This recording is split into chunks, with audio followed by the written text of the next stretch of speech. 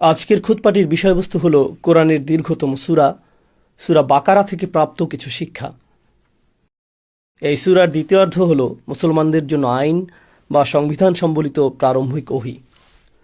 যদিও সূরা বাকারার পূর্বেও শরীয়তের হালাল হারাম সম্পর্কিত সামান্য কিছু বিধান নাজিল হয়েছিল, কিন্তু আইন নিয়ে মুসলিমদের জন্য সবচেয়ে সংগঠিত ও পদ্ধতিগত আলোচনা প্রথমবারের মতো সূরা বাকারাতেই করা হয়েছে। আলোচনাটি শুরু হয় মুসলিমদের জন্য অনুসরণযোগ্য আইন এবং আচার অনুষ্ঠানের নিয়মকানুন নিয়ে। এর সূচনা হয়েছিল নামাজের কিবলা পরিবর্তনের মাধ্যমে, অর্থাৎ এখন থেকে জেরুজালেমের দিকে নয়, বরং কাবা অভিমুখেই নামাজ আদায় করা হবে। এটিই ছিল প্রথম আলোচনা। এরপর সেখান থেকে বিবিধ প্রায় 15টি আইন একে অপরের পাশাপাশি অবতীর্ণ করা হয়। কোরআন অধ্যয়ন করার সময় পুনরাবৃত্ত এবং অন্যতম লক্ষণীয় একটা বিষয় হল কোরআন সম্পর্কে মহান আল্লাহর নিজের মন্তব্য। আল্লাহ বলেছেন, কিতাবুন উহকিমাত আয়াতুহু, এটি এমন একটি কিতাব যার আয়াতসমূহ, যার ওহীসমূহ, আমি এখানে ভার্স শব্দটি ব্যবহার করতে পছন্দ করি না, আমি বরং আয়াত শব্দটি ব্যবহার করব। এই আয়াতগুলো একত্রে সেলাই করা হয়েছে, এগুলো একসাথে বোনা হয়েছে। আর সেলাই করা অত্যন্ত মনোযোগী একটা কাজ। সেলাই করার সময় প্রতিটি সুতা ও প্রতিটি বুনন নির্ধারিত স্থানে থাকতে হয়। আর আল্লাহ যদি কোরআনকে একত্রে বুনে থাকেন, তার মানে আয়াতগুলোকে কৌশলগতভাবেই নির্ধারিত স্থানে রাখা হয়েছে। আল্লাহ এই বিষয়টি নিয়ে যেভাবে কথা বলেছেন, তার মধ্যে একটি বিষয়ের প্রতি আজ আমি মনোযোগ আকর্ষণের আশা করছি, আর তা হল আল্লাহ এখানে এমন অনেক কিছুকে একসাথে বুনে দিয়েছেন যা আমাদের বিবেচনায় সাধারণত একসাথে যায় না। আল্লাহ সেগুলোকে একসাথে বুনে দিয়েছেন, এবং এটি কোরআনের বর্ণনা শৈলীর একটি গুরুত্বপূর্ণ দিক, যেখানে আল্লাহ বলেছেন তিনি তোমাদের এমন বিষয় শেখান যা তোমরা নিজেরা কখনো জানতে পারতে না। আমাদের মন বিভিন্ন যোগসূত্র তৈরি করে। যেমন আপনি ধোঁয়া দেখেন আর তখন আগুনের কথা মনে পড়ে, তাই না? কোনো জিনিস উপর থেকে পড়তে দেখলেন, আপনি তখন মাধ্যাকর্ষণ শক্তি বা জিনিসটি ভেঙে যাওয়ার কথা চিন্তা করেন। এই বিশ্বজগৎ সম্পর্কে আমাদের ধারণা হলো কার্যকারণ ও ফলাফল, কিন্তু এমন কিছু জিনিসও আছে যা আমরা মনে করি একে অপরের থেকে বিচ্ছিন্ন। তারা একই জিনিসের অংশ নয়। শিল্পকলা এক জিনিস, বিজ্ঞান অন্য জিনিস। তারা একে অপরের থেকে বিচ্ছিন্ন, তাই না? কিন্তু এক্ষেত্রে আল্লাহ এমন কিছু সংযোগ তৈরি করেছেন যা আমরা কখনোই তৈরি করতাম না। এমন কিছু সম্পর্ক আল্লাহ তৈরি করেন যা আমাদের কাছে অতটা স্পষ্ট নয়। আর এই সম্পর্কগুলোই আসলে কোরআনের মূল বার্তার অংশ।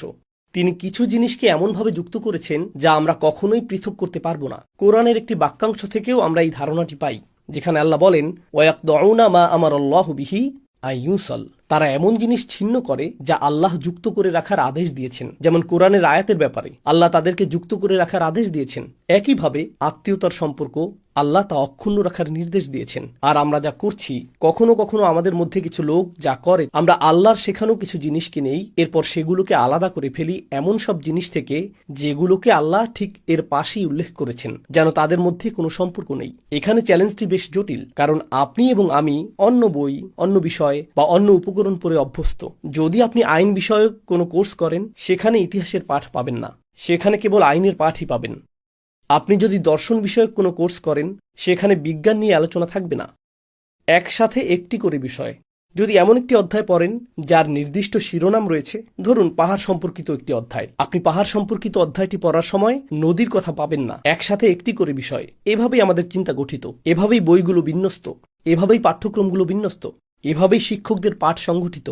কিন্তু যখন আপনি সেই মানসিকতাকে কোরআনের কাছে নিয়ে আসেন, তখন কি দেখতে পান? এই কিতাবটি সেই পদ্ধতি অনুসরণ করছে না। আল্লাহ আইন নিয়ে কথা বলছেন, তারপর তিনি ইতিহাস নিয়ে কথা বলছেন, তারপর তিনি অদৃশ্য জগৎ নিয়ে কথা বলছেন। এখানে এমন সব বিষয়ের সংমিশ্রণ করা হয়েছে যা আমাদের দৃষ্টিতে একসাথে যায় না। এ কারণে ভাষা জ্ঞান নিয়ে অমুসলিমরা, কোরআনের পশ্চিমা সমালোচকরা, প্রাচ্যবিদরা গত 400 বছর ধরে কোরআন সম্পর্কে সবচেয়ে বহুল প্রচলিত যে কথাটা বলেছে তা হলো কোরআনের বক্তব্য গোলমেলে। কোরআনের বক্তব্য হলো গোলমেলে, একটা জগা খিচুড়ি।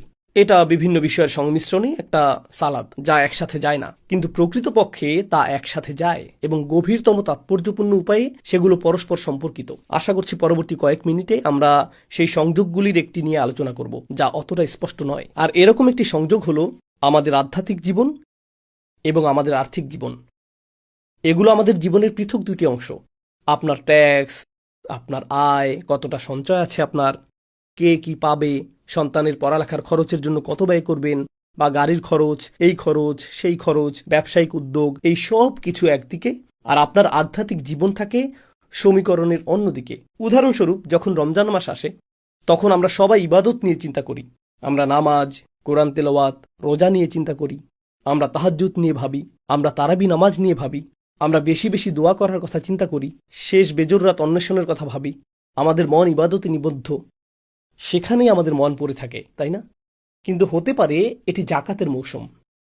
আচ্ছা, ইসলামিক দৃষ্টিকোণের কথা ভুলে যান। যুক্তরাষ্ট্রে যদি এটি ট্যাক্সের মৌসুম হয়, তখন হঠাৎ করে আপনি বুঝতে পারেন যে আপনাকে ট্যাক্স হ্রাসকারী কোনো খাতে দান করতে হবে, কোনো একটা দাতব্য সংস্থায় বা অন্য কিছুতে। তো আমাদের মন এমনভাবে প্রোগ্রাম করা, যার ফলে আমরা কিছু জিনিসের সাথে কিছু জিনিসের সম্পর্ক তৈরি করি। এখন আল্লাহ ইতিমধ্যে আমাদের জন্য একটি ইঙ্গিত দিচ্ছেন আয়াতুল বীর অর্থাৎ সূরা বাকারার 177 নম্বর আয়াতে, যেখানে আল্লাহ বলছেন ভালো মানুষ হওয়ার অর্থ কি, ভালো মানুষ হওয়ার মানে কি। আমি এই আয়াতের ছোট একটা বিষয় এখানে উল্লেখ করব। আল্লাহ এখানে এমনভাবে বলেননি। কোরআনের অন্য জায়গায় যেভাবে বলা হয়েছে যে আপনাকে আপনার পরিবারের সাথে ভালো হতে হবে, তাই না? অন্যত্র এসেছে অবিল ওয়ালিদাইনি ইহসানা, অবিদিল কুরবা ওয়াল ইয়াতামা ওয়াল মাসাকিন, পিতামাতার সাথে সদাচরণ করো, আত্মীয় স্বজন, ইয়াতিম ও দরিদ্রদের সাথে ভালো ব্যবহার করো। কিন্তু আলোচ্য আয়াতে আল্লাহ তা বলেননি। এই আয়াতে তিনি বলেছেন একজন ভালো মানুষ হলো সেই ব্যক্তি যে তার পরিবারকে আর্থিকভাবে সহযোগিতা করে। وآتى المال على حبه ذوي القربى واليتامى والمساكين وابن السبيل والسائلين وفي الرقاب। সুতরাং এখানে তিনি তাদের প্রতি আপনার আচরণের বিষয়ে কথা বলছেন না, যে আপনাকে তাদের প্রতি সদয় হতে হবে বা কল্যাণকামী হতে হবে। সেটা ইতিমধ্যেই আগের একটি আয়াতে চলে এসেছে। কিন্তু এখন এক দৃষ্টিকোণ থেকে আপনি যদি একজন ভালো মানুষ হতে চান, তাহলে সেটা আপনার পরিবারের প্রতি আপনার আর্থিক দায়িত্ব পালনের মাধ্যমেও প্রমাণিত হতে হবে। ওয়া আতাল মালা আলা হুব্বিহি যাউল কুরবা ওয়াল ইয়াতামা। তিনি এটা বললেন, কিন্তু এর ঠিক পরেই তিনি উল্লেখ করলেন ওয়া আকামাস সালাত, সে সালাত প্রতিষ্ঠা করে। তো আমরা আর্থিক বিষয় থেকে আধ্যাত্মিক বিষয়ে চলে আসলাম। আর আধ্যাত্মিক বিষয়ের ঠিক পরেই তিনি আবার বললেন ওয়া আতা যাকাত, তিনি আবার আর্থিক বিষয়ে ফিরে গেলেন। অর্থাৎ তিনি আধ্যাত্মিক বিষয়কে আর্থিক বিষয়ের মধ্যে স্যান্ডউইচ করে দিলেন। বিষয়টা যেন এরকম যে আমি ইবাদতপূর্ণ জীবনযাপন করতে পারবো না যদি আর্থিক দায়িত্ব গ্রহণ না করি। আমি এই দুটোকে আলাদা করতে পারবো না। কিছু মানুষের ক্ষেত্রে যা ঘটে, ইনশাল্লাহ আপনাদের কেউ এমন নন, তারা হয়তো তাদের বোনকে উত্তরাধিকারের অংশ দেয় না। বাবা মারা গেছেন কিন্তু বোন তার অংশ পায়নি। কিংবা ভাইদের একজন বলল আমি বাবার দেখাশোনা করতাম, তুমি তো ছিলে না, তুমি কানাডা বা আমেরিকায় চলে গিয়েছিলে, এই কারণে বাড়িটি আমিই রাখছি। অথবা বাবা তো তোমাকে তেমন পছন্দই করতেন না, তিনি তোমাকে 20% পছন্দ করতেন, আমাকে 80% পছন্দ করতেন, তাই আমি 80% পাবো, তুমি পাবে 20%। কিন্তু সেই একই মানুষ যে 80% দখল করল, সে রমজানে এতেকাফ করে, প্রতিদিন মসজিদে ফজর আদায় করে, 20 বছর ধরে সে সন্তানদের নিয়ে গোটা পরিবারকে নিয়ে উমরা করেছে, কিন্তু এখনও স্ত্রীর মোহরানা আদায় করেনি। তবে মাশাআল্লাহ, তার তাজবিদ নিখুঁত, সে নামাজের ইমামতি করে। তার আধ্যাত্মিক জীবন অলিম্পিক লেভেলের, গোল্ড মেডেল লেভেলের। কিন্তু একই ধর্ম প্রদত্ত আর্থিক দায়িত্ব কোনো রকম সে এই দুটোকে পৃথক করে ফেলেছে। অপরপক্ষে আপনি এমন মানুষও পাবেন যে বলে, জানেন আমি ব্যবসায়িক লেনদেনে অসাধু নই, আমি পরিবারের দেখাশোনা করি, আমি এটা করি সেটা করি, নামাজ না পড়লে এমন কি হবে? অন্তত আমি তো জানি এই লোকগুলো নামাজও পড়ে আবার প্রতারণাও করে। তো প্রতিটি পক্ষ একটা দিক বেছে নিচ্ছে। এক পক্ষ নিচ্ছে আর্থিক দায়িত্ব, অন্য পক্ষ নিচ্ছে ধর্মীয় দায়িত্ব। রমজান মাস আসন্ন, আর দেখুন আল্লাহ কি করছেন। দেখুন কিভাবে তিনি বিষয়গুলোকে জুড়ে দিচ্ছেন। আল্লাহ বলছেন, যখন কারো মৃত্যু আসন্ন হয়, كتب عليكم إذا حضر أحدكم الموت إن ترك خيرا الوصية للوالدين والأقربين بالمعروف حقا على المتقين। যখন মৃত্যু চলে আসে আর যখন তোমরা ওসিয়ত রেখে যাও, এটা উত্তরাধিকার নয়, উত্তরাধিকারের সীমানা ঠিক করাই আছে। কিন্তু সাধারণভাবে যদি আপনি কোনো উইল রেখে যান বাবা মা, নিকটাত্মীয় বা অন্যদের জন্য, এটা হলো হাক্কান আলাল মুত্তাকিন। আল্লাহ বলেন এটা মুত্তাকিনদের উপর আল্লাহর হক। মানুষের যদি তাকওয়া থাকে, সে চিন্তা করবে মৃত্যুর পর তার সম্পদের কি ঘটবে। আমরা সবাই মনে করি রোজা আমাদের তাকওয়া যোগাবে, কিন্তু আল্লাহ এটা বলার আগেই বলেছেন, যদি সত্যিই মুত্তাকি হতে চাও তবে চিন্তা করো তোমার সম্পদের কি ঘটবে এবং কিভাবে তোমার পরিবার তা সঠিকভাবে বন্টন করবে। অনেক সময় যা ঘটে, কিছুটা সম্পদশালী মানুষ যখন মারা যায়, তাদের পরিবারে গৃহযুদ্ধ বেঁধে যায়। কে বাড়ি পাবে, কে গাড়ি পাবে, অ্যাকাউন্টের টাকা, ব্যবসা, এটা সেটা, কে কোনটা পাবে। আগে প্রতি ঈদে তারা একত্রিত হতো, সব কিছু ঠিক ছিল, সবাই সবাইকে ভালোবাসত, যতক্ষণ না মাঝখানে টাকা চলে আসলো। তারপর সবাই আইনজীবী নিয়ে হাজির, সবাই অস্ত্রসজ্জিত। বাবা মা মারা গেলেন, কিন্তু তারা ভালো কিছু রেখে যাননি, তারা রেখে গেছেন বিশৃঙ্খলা। এটা এত বেশি অনিষ্ট তৈরি করেছে, সেই দ্বন্দ্ব, সেই ঝগড়া শুধু দুই ভাই বা ভাই বোনের মধ্যে সীমিত থাকে না, সেটা তাদের সন্তানদের মধ্যে সংক্রমিত হয়, চাচাতো ভাই বোনদের মধ্যে। প্রজন্মের পর প্রজন্ম ধরে পরিবারগুলো বিচ্ছিন্ন হয়ে যায়। এটা শুধুমাত্র দুই ব্যক্তির মাঝে নেই, এখন পরিবারগুলো বিচ্ছিন্ন প্রজন্ম থেকে প্রজন্ম, প্রজন্ম থেকে প্রজন্ম। বুঝতে পারছেন, বিষয়টা অত্যন্ত গুরুতর। এর প্রভাব শুধু আমার বা আপনার জীবনে নয়, ভবিষ্যতে হাজার হাজার মানুষকে এটা প্রভাবিত করতে পারে। ঠিক তো আল্লাহ বলছেন হাক্কান আলাল মুত্তাকিন। অতঃপর তিনি বললেন, فمن خاف من موص جنفا أو إثما فأصلح بينهم। আর আপনি যদি ভয় পান যে মৃত্যু পথযাত্রী ব্যক্তি পক্ষপাত দুষ্ট, তিনি পক্ষপাত দুষ্ট, তো তিনি মৃত্যুবরণ করেছেন, আর মৃত্যুর সময় তিনি বললেন, যদিও আমার 3 ছেলে রয়েছে, তাদের একজনকে আমি ঘৃণা করি। এটা অবিশ্বাস্য মনে হয় যে সে 10 বছর আগে আমাকে অপমানিত করেছিল, তাই আমি একটি উইল রেখে যাচ্ছি। আমার বড় ছেলে যখন উত্তরাধিকারের অংশ চাইবে, তাকে শুধু এ কথাগুলো বলবে, আমি তোমাকে কখনো ভালোবাসিনি, তুমি একটি পয়সাও পাবে না, অন্য ছেলেরা সব পাবে। তার মধ্যে পক্ষপাত রয়েছে, তার মধ্যে ক্ষোভ রয়েছে, আর সে এমনকি মৃত্যুর পরও তা ব্যবহার করে প্রতিশোধ নিতে চায়। এখন যারা উত্তরাধিকার নথিভুক্ত করবেন, আল্লাহ সেই মরণাপন্ন ব্যক্তির উদ্দেশ্যে বলছেন না, বরং তাদেরকে সম্বোধন করছেন যারা তার মৃত্যুর পর সম্পদ বন্টন করবেন। তিনি তাদের বলছেন, যদি তোমরা আশঙ্কা করো যে উইলকারী পক্ষপাত দুষ্ট ছিল, অথবা তার অনিষ্টকারী কোনো উদ্দেশ্য ছিল, আও ইসমান ফাআসলাহা বাইনাহুম, সেক্ষেত্রে তোমরা তার উইল প্রত্যাখ্যান করে ন্যায়সঙ্গত কাজটি করবে। যদিও সে মৃত এবং তার ইচ্ছা এমনটাই ছিল, তার ইচ্ছাটা ছিল অসৎ, আমরা এখন সঠিক কাজ করব। সে চূড়ান্ত কর্তৃত্ব নয়, আল্লাহর নির্দেশ অনুযায়ী ন্যায় বিচার করা, হাক্কান আলাল মুত্তাকিন, এটাই উচিত কাজ। যে ব্যক্তি মৃত ব্যক্তির ইচ্ছার বিরুদ্ধে, তার আকাঙ্ক্ষার বিরুদ্ধে যাবে, সে অনেক শত্রু তৈরি করবে, এমনকি তাকে অপরাধ বোধে ভুগতে হবে, কারণ লোকেরা বলবে সে এখন মৃত, তাই তুমি স্বেচ্ছাচারিতা করছো, তার ইচ্ছাকে অসম্মান করছো। হ্যাঁ, তার ইচ্ছাটা ভুল ছিল, তারপরও তাকে অপরাধী বানানো হবে। কিন্তু আল্লাহ বলেন, ফালা ইসমা আলাইহি, তার কোনো গুনাহ নেই, তার কোনো পাপ নেই। ইন্নাল্লাহা গফুরুর রহিম, আল্লাহ ক্ষমাশীল, দয়াবান। এখানে এক প্রকারের ইঙ্গিত দেওয়া হয়েছে যে আল্লাহ ক্ষমা করলেও দুনিয়ার মানুষ হয়তো তাকে ক্ষমা নাও করতে পারে, তারা হয়তো শত্রুতা করবে। এই আয়াতটির পরে, যার বিষয়বস্তু আর্থিক ন্যায় বিচার, আর্থিক ন্যায্যতা, এর পরেই আল্লাহ বলছেন, ইয়া আইয়ুহাল্লাযীনা আমানু কুতিবা আলাইকুমুস সিয়াম, তোমাদের উপর রোজা ফরজ করা হলো। আগের আয়াতের ঠিক পরেই রয়েছে রোজা। রোজা এখানে কি করছে? আমরা তো আর্থিক বিষয়ে আলোচনা করছিলাম। আমি আরও একটা বিষয়ে দৃষ্টি আকর্ষণ করছি।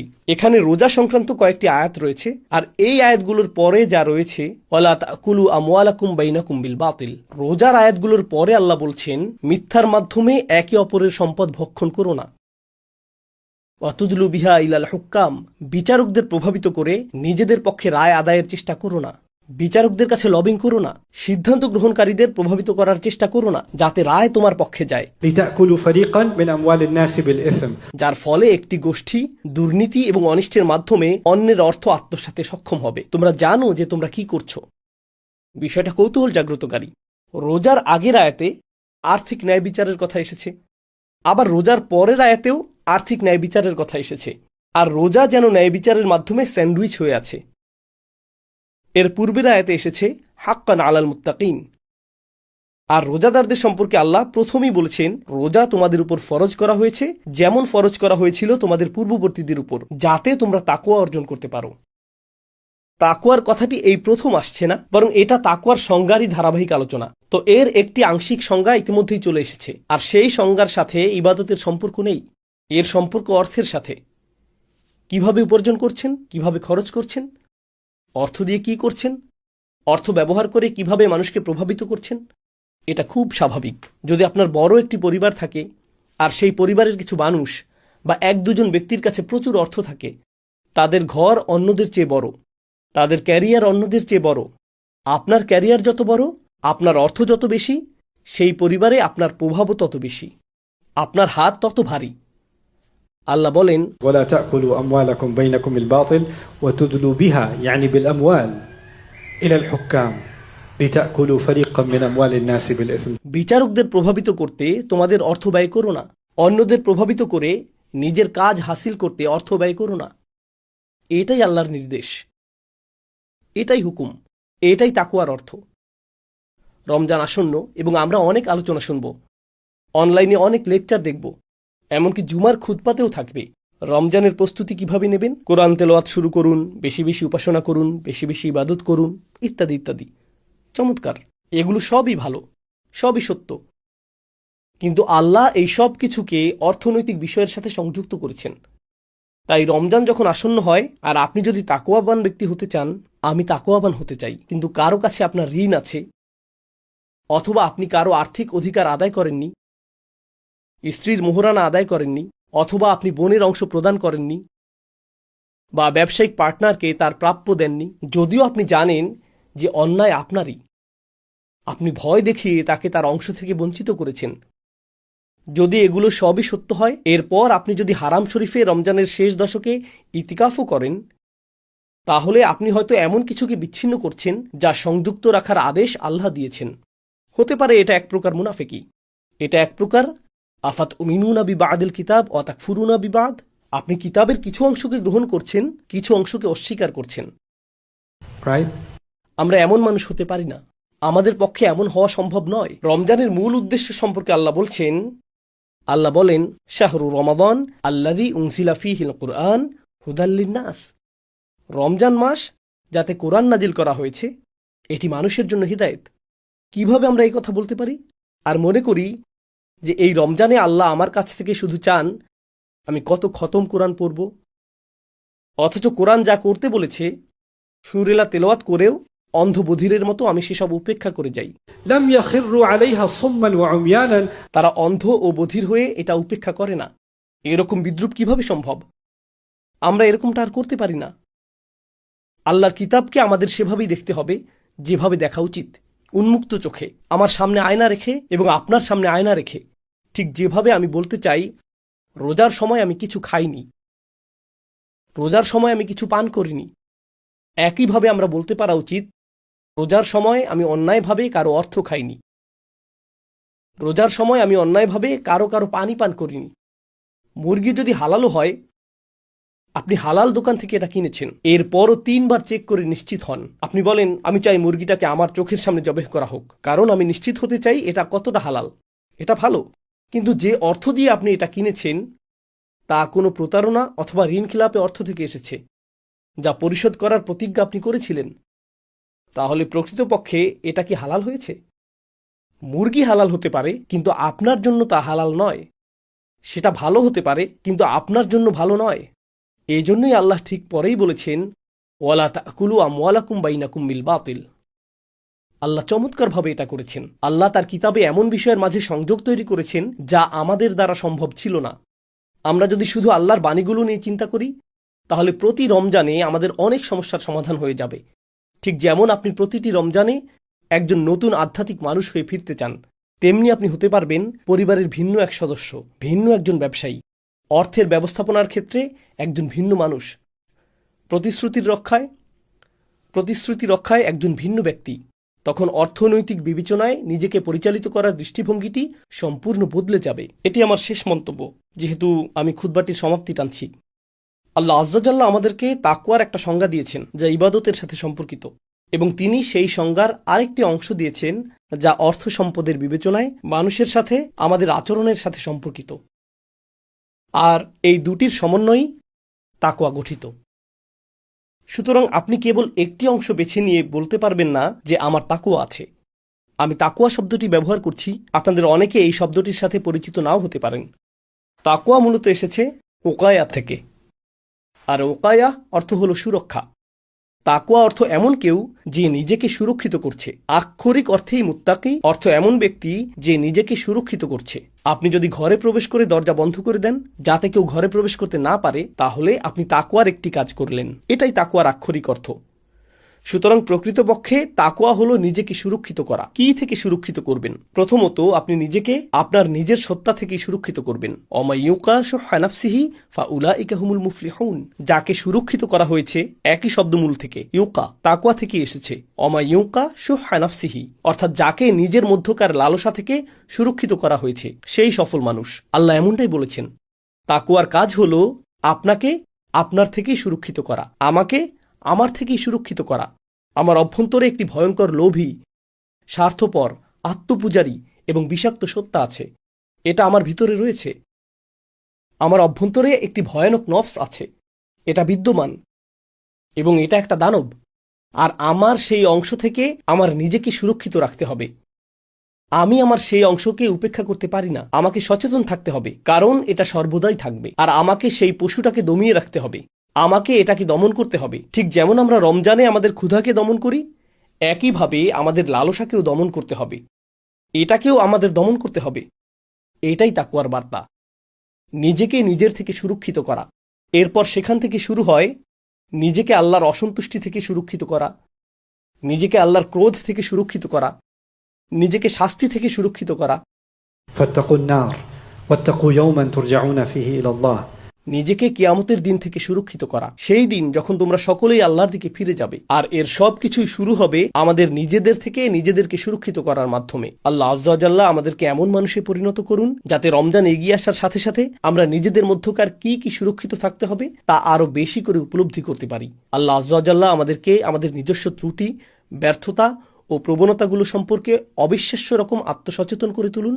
আর আমাদের নিজেদের ভেতরে সততা ও শক্তি প্রদান করুন যাতে আমরা আমাদের সেই দিকগুলো ঢেকে রাখতে পারি। অন্য কেউ আমাদের ত্রুটিগুলো উল্লেখ করার পরিবর্তে, অন্য কেউ আমাদের অকল্যাণ বা কুপ্রবৃত্তিগুলো চিহ্নিত করার পরিবর্তে বরং আমি নিজেই যেন নিজের অকল্যাণগুলো চিহ্নিত করতে পারি এবং সেগুলো সংশোধন করতে পারি। এটাই তাকওয়ার মূল কাজ। আল্লাহ আযজা ওয়া জাল্লা আমাদেরকে রমজান মাসকে পাওয়ার এবং এই মাস থেকে নতুন, সতেজ ও শক্তিশালী তাকওয়া আহরণ করে নবরূপে আবির্ভূত হওয়ার তৌফিক দান করুন। বারাকাল্লাহু লি ওয়া লাকুম ফিল কুরআনিল হাকিম ওয়া নাফা'নি ওয়া ইয়্যাকুম বিল আয়াতি ওয়া যিকরিল হাকিম।